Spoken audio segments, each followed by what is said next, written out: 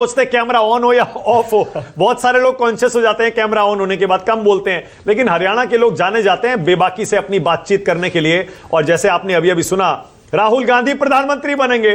अब कांग्रेस के हुड्डा जी के समर्थकों ने यह ऐलान करना भी शुरू कर दिया है, राहुल गांधी प्रधानमंत्री बनेंगे। हालांकि 5 साल तक अभी लोकसभा के चुनाव नहीं है, लेकिन कांग्रेस पार्टी और कुछ विश्लेषकों का मानना है कि अगर बीजेपी विधानसभा चुनाव इस तरह हारती जाती है, योगेंद्र यादव ने तो यहां तक कहा, संजीव एक कमेंट करिए, योगेंद्र यादव कहते हैं ये 4 चुनाव अगर बीजेपी हारती है, उसके बाद बिहार का चुनाव हारती है, तो फिर केंद्र सरकार की उल्टी गिनती शुरू हो सकती है। आपको लगता है बीजेपी पर आज की 2 हार और उसके बाद महाराष्ट्र झारखंड को लेकर, दिल्ली बिहार को लेकर दबाव बनेगा? देखिए, योगेंद्र यादव पहले तो हरियाणा में हवा, आंधी और तूफान की बात कर रहे थे। तो हवा कह रहे थे कि सामान्य बहुमत, आंधी, और ये तो लग रहा है जैसे तूफान की बात हो रही है। अब अगर तूफान आता है हरियाणा में, ज्यादा इंपॉर्टेंट हरियाणा से मानक, ज्यादा इंपॉर्टेंट हरियाणा के नतीजों से जम्मू के नतीजे हैं कांग्रेस के लिए। देखिए, हरियाणा में एक पहले से आपको आइडिया था, जम्मू में इस तरह से कांग्रेस करेगी और भारतीय जनता पार्टी वहां बेहतर नहीं करेगी, वहां से संदेश ज्यादा बड़ा निकलकर सामने आ रहा है। और इसी कारण से अगर आप बात कह रहे हैं कि क्या अलायंस का जो एक मत है कि भाई साथ बने रहना है क्या, या फिर कुछ और सोचना है क्या, ये वाली जो बात है, हो सकता है लोगों के दिमाग में आने लगे। क्योंकि नहीं भूलना चाहिए 63 सीटें कम हैं पिछली बार के मुकाबले भारतीय जनता पार्टी के पास आज की तारीख में।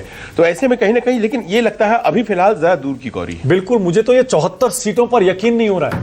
हर कोई ये मान के चल रहा था 50-55, 50-55, 90 में से 50-55 बहुत बड़ी जीत होगी, लेकिन 90 में से 74। बीजेपी 11 पर अगर आ जाती है, 11 सीटों पर, लोकसभा में 5 थी, विधानसभा में 11, आप 5 और 11 की तुलना कर सकते हैं। इससे अंदाजा लगाइए ये 4 महीने में इतना कुछ बिगड़ गया शीतल जी। पिछली बार भी, या फिर ये जो ट्रेंड था लोकसभा में, यानी मोदी जी खींच लेगा जितना खींच सकते। नहीं, पिछली बार भी लोकसभा में 10 की 10 सीट थी और विधानसभा में बहुमत भी नहीं आया था, मुश्किल से 40 सीट आई। 40 और 11 में तो बहुत फर्क है। नहीं, अंतर देखिए, 58% मिला था लोकसभा में उनको और 35%, 36% मिला विधानसभा में। इतना डाउनफॉल होता है विधानसभा में, चेंज वहां पर।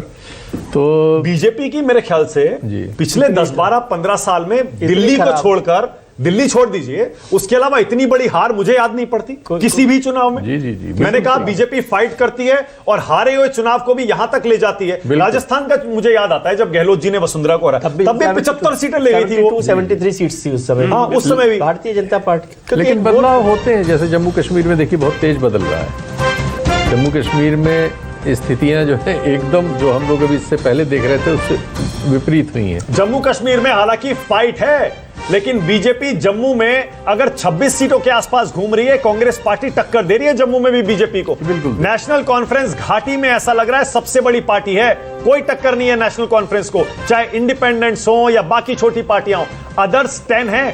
अदर्स, इन अदर्स में कौन कौन सा है अभी आपको ब्रेकअप थोड़ी देर में बताऊंगा। इनमें इंजीनियर राशिद हो सकते हैं, सज्जाद लोन है, अल्ताफ बुखारी है। राशिद जो है बहुत महत्वपूर्ण इसमें फैक्टर है, इसलिए भी कि उनके जो बयान हैं वो बयान एनसी और कांग्रेस के लिए बड़े खतरनाक कहे जा सकते हैं। लेकिन उसी से उनका नुकसान भी हुआ है।